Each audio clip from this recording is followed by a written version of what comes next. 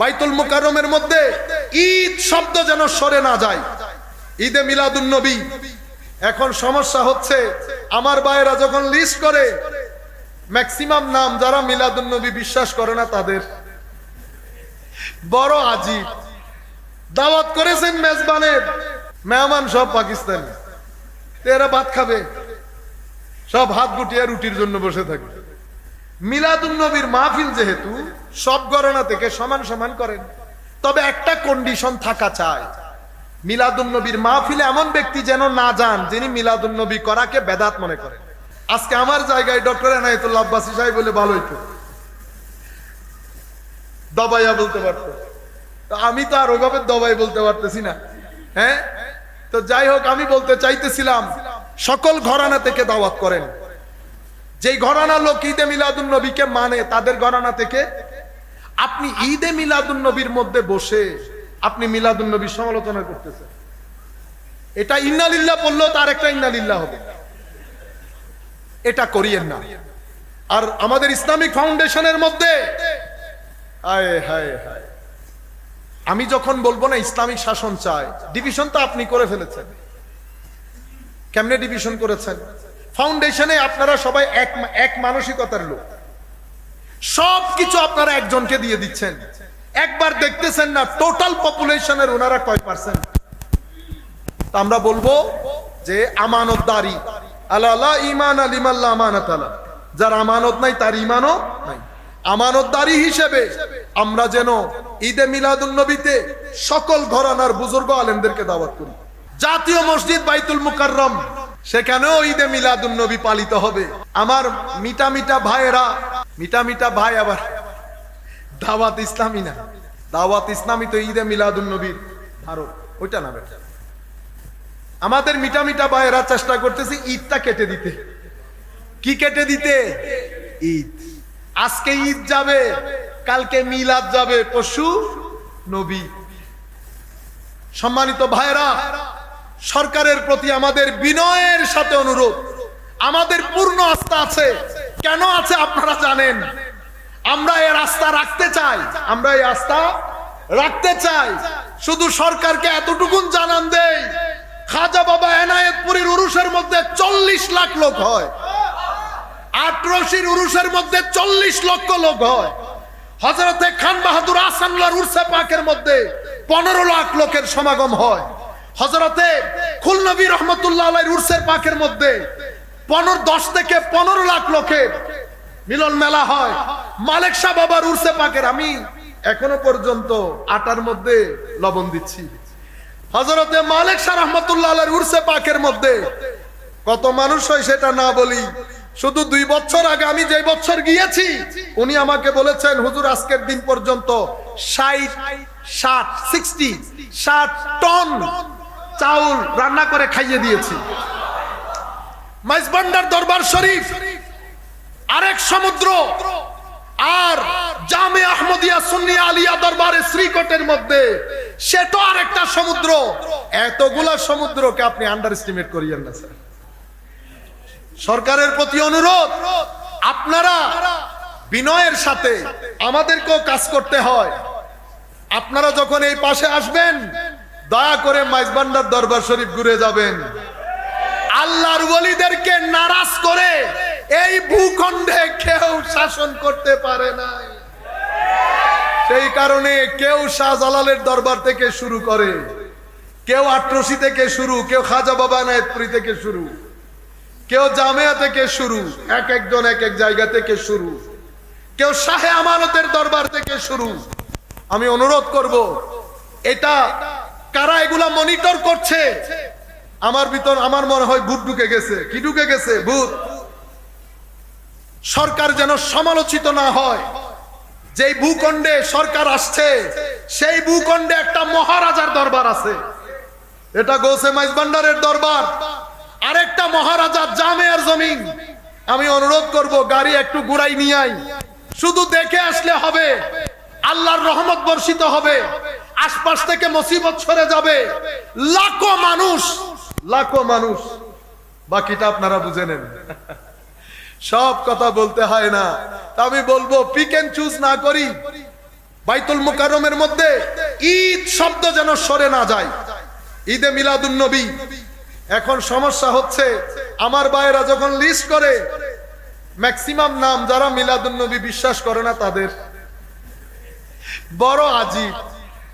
দাওয়াত করেছেন মেজবানের, মেহমান সব পাকিস্তানি, এরা ভাত খাবে, সব হাত গুটিয়ে রুটির জন্য বসে থাকে। মিলাদুন নবীর মাহফিল যেহেতু সব গণনা থেকে সমান সমান করেন, তবে একটা কন্ডিশন থাকা চাই, মিলাদুন নবীর মাহফিলে এমন ব্যক্তি যেন না যান যিনি মিলাদুন নবী করাকে বেদাত মনে করেন। সেটা যেন না হয়।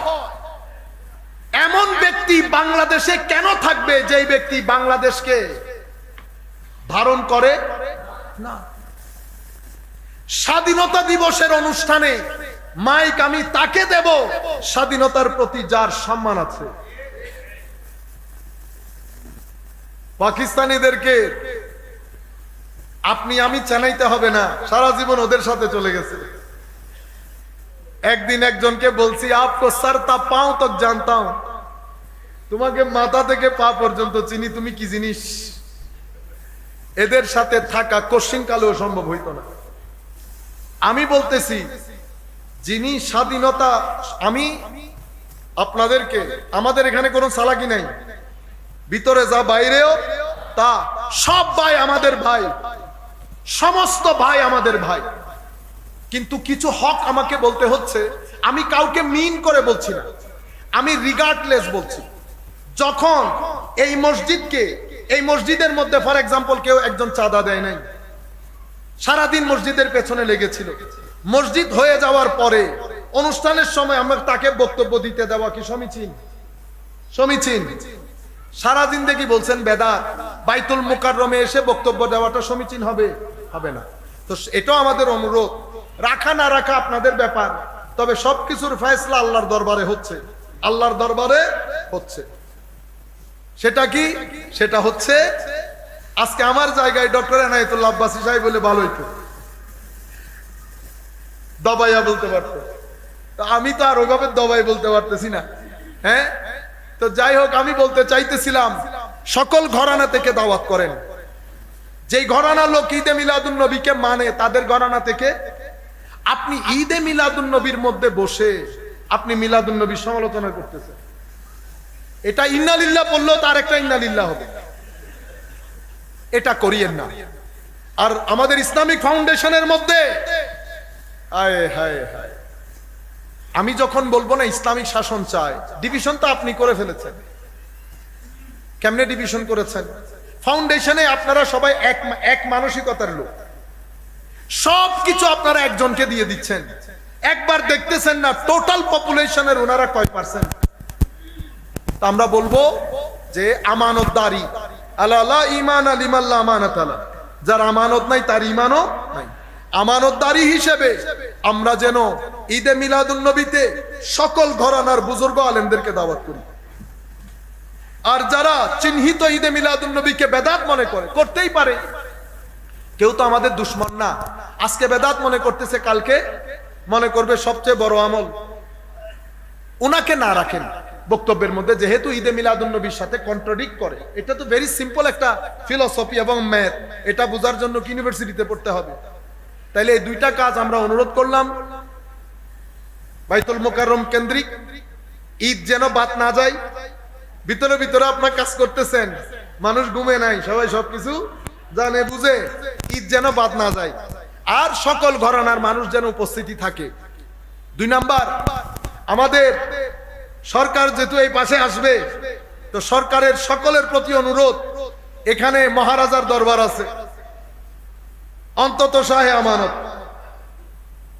আর যে অঞ্চলে যাবেন সেই অঞ্চলের মহারাজা, এই মহারাজার আন্ডারে পুরা বাংলাদেশের অলিতে গলিতে আরো অনেক রাজা মহারাজা আছে। সুতরাং একটা লাইট জ্বলে উঠে লাখো লাইট জ্বলে উঠবে। এটা যদি আবার সরকার মনে করে যে আমার ভদ্র মানুষের দরকার নাই, তাইলে তার আল্লাহর দরবারে দোয়া করা বাদে উপায় নাই। আল্লাহ আমাদের সবাইকে হেদায়েত দান করুন। আমি আর কথা না বাড়াই, আপনাদের সকলের প্রতি আন্তরিক মুবারকবাদ, ধন্যবাদ। বড় ড্রাই শুষ্ক একটা বক্তব্য আপনারা শুনেছেন, হজম করেছেন। আল্লাহ পাক আপনাদেরকে জাযায়ে খায়ের দান করুক। দূর দূরান্ত থেকে যে সমস্ত ভাইরা আমার বক্তব্য শুনেছেন, আপনাদের প্রতি অনুরোধ, আপনারা ক্লিপগুলা যখন করবেন আল্লাহর ওয়াস্তে, আল্লাহর ওয়াস্তে, আল্লাহর ওয়াস্তে আপনারা আপনাদের মতো করে থাম্বনেইল দেবেন না। এখানে আমরা সবাই সবার প্রতি শ্রদ্ধাশীল। এক ব্যক্তি বুঝেন নাই, করেছেন, কালকে বুঝবেন, উইথড্র করবেন। সুতরাং আপনারা রাস্তাটা বন্ধ করে দিয়েন না। আমরা সবাই একাডেমিক আলোচনা করেছি, হেদায়েতের জন্য আল্লাহ আমাদের সবাইকে হেদায়েত দান করুক। আমি আমাদের জানাশোনা কাউকে যদি থাম্বনেইল উল্টাপাল্টা করতে দেখি তো মনে করবেন ওই দিন ডিভোর্স হয়ে গেছে, বাকি জীবনে যেন আর চেহারাও না দেখি। নাম্বার 1।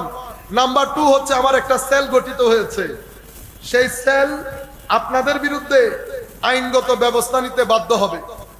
আর আরেকটা মেসেজ বলে দেই, বাজারে যেভাবে হাঙ্গামা তৈরি হয়েছে, বাজারে যেভাবে হাঙ্গামা তৈরি হয়েছে, সেই হাঙ্গামাগুলো আমরা যা বলার বলে ফেলেছি। আমাদের ছেলেগুলাকেও বলছি, এখানে কেউ যেন অভদ্র আচরণ করে কাউকে গালিগালাজ না দেয়। আগেও বলেছি, এখনো বলছি। কিছু চিহ্নিত ব্যক্তিবর্গ আছে, সেগুলো আমরা কালেক্ট করছি, করে ইংরেজি উর্দু করে সেগুলা যেখানে দেওয়ার দরকার ডিসিশনের জন্য সেখানে দেওয়া হবে। অতঃপর ওই ডিসিশনের উপর ভিত্তি করে আমরা সিদ্ধান্ত নেব পরবর্তী পদক্ষেপ কি হবে। বাংলাদেশের সরকার বলে তো একটা জিনিস আছে, বাংলাদেশে আইন বলেও একটা জিনিস আছে। দ্বিমত পোষণ করার অধিকার সকলের আছে, কাউকে ব্যক্তিগতভাবে অ্যাটাক করার অধিকার কারো নাই। আমরা আহলে সুন্নাত ওয়াল জামাতের সম্মানের কারণে চুপ করে থাকি। আপনারা মনে করেন বেশি দুর্বল, বিশ্বাস করেন যতটুকু দুর্বল আপনি মনে করতেছেন ততটুকু দুর্বল না। সবল হলে যা কিছু করতে পারে তার চেয়ে বেশি করার মতো সবলতা দান করেছেন আল্লাহ। আমরা জানি, ড্রাম সাইলেরও খবর রাখি, কিন্তু চুপ করে থাকি, না বুঝে করতেছে। আবার একটা বিশ্বাস রাখি, এশকে রসুল আছে, এশকে রসুল না থাকলে তো করতো না। ওইটার উপর ভিত্তি করে হুসনে জন করি। আল্লাহ আমাদের সবাইকে ক্ষমা করুক। কিন্তু পার্সোনালি কেউ কাউকে এভাবে গুটাগুটি করলে, এই যে দেখছেন না এখন একটা কথা বলছে, সবকিছু কিন্তু হাতছাড়া হচ্ছে।